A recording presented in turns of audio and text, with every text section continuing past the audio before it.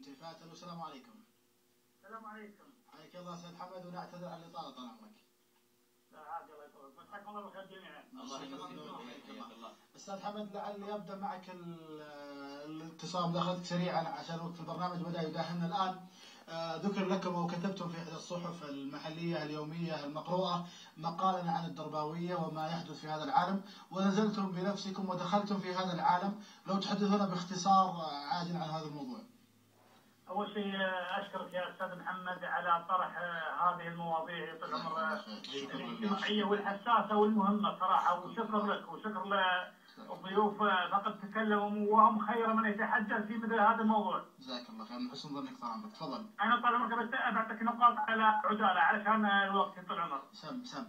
الدربويه صفاتهم طبعا ذكرها الشيخ صلاح والشيخ الخطيب الله يحفظه. نعم. انا طال عمرك طبعا انا كاتب مقال يمكن لعله يطلع ان شاء الله بعد بكره في جريده الرياض ان شاء الله عن الدربويه وظاهره الدربويه، الاسباب والعلاج. ممتاز. فظاهره الدربويه اول شيء استاذ محمد ما هي جديده المعلوميه يعني، والمختصين يعرفون هي جديده في الاسم فقط، واما الممارسات هي كانت سابقه، ولكن يعني في الآونة الأخيرة تطورت ووفق تنظيم ووفق فيها مواقع التواصل الاجتماعي ووفق فيها جميع التقنية بأنواعها. ممتاز. أنا طبعا قبل كتابة المقال يعني بعد جهود ووسطات وهدايا يعني جلست مع يمكن من 4 دربوية من أحياء مختلفة في الرياض. ممتاز. واكتشفت شيء يعني للأسف بعض الآباء وأولياء الأمور يعتقدون أن الدربوية كلها وشيء إنها الشباب مراهقين عنده طاقة عنده مهارات عالية ويبغى يفرغها، والحقيقة ان الشيء هذا مو صحيح ومخالف للواقع.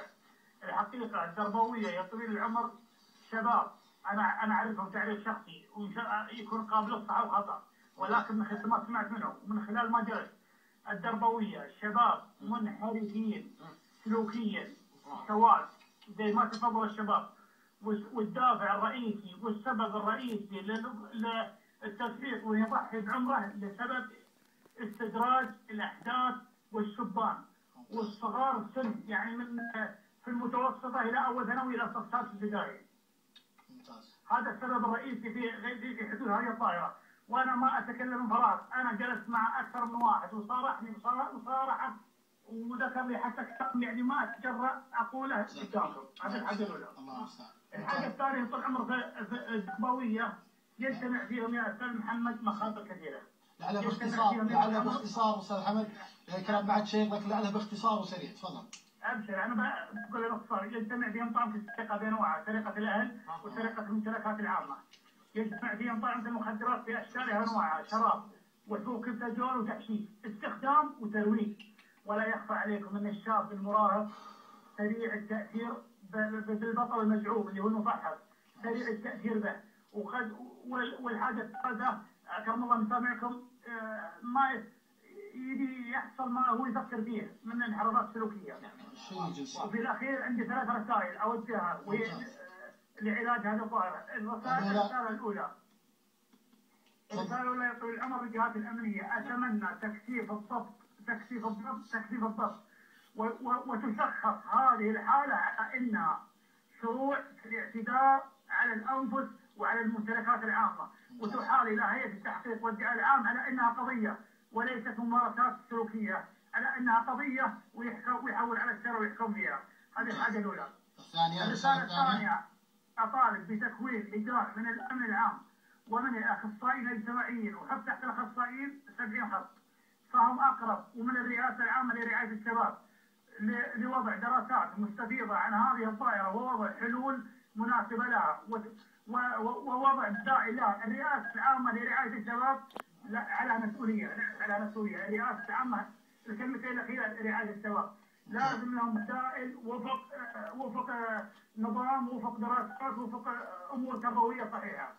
الرسالة الثالثة من أخ محب إلى كل أم وأب، أقول لهم التربية في هذا الوقت بالطرق التقليدية لا تنفع أبدا. فالتربية والضرب ما ينفع، لازم الآن يطول العمر الجوال يربي، المدرسة يربي، الشارع يربي، الصحبة السيئة تربي، كلش يربي، ما عاد في زي أول، والأمور والوضع اختلف تماما عن سابقا. نعم لازم نستخدم طرق التربيه الحديثه، وكذلك في حاجه نقطه واهم. لعلك تختم بها استاذ حمد، معذره لعلك تختم بها. انا اقول لكل اخ واخت اب وام الدعاء الدعاء الدعاء.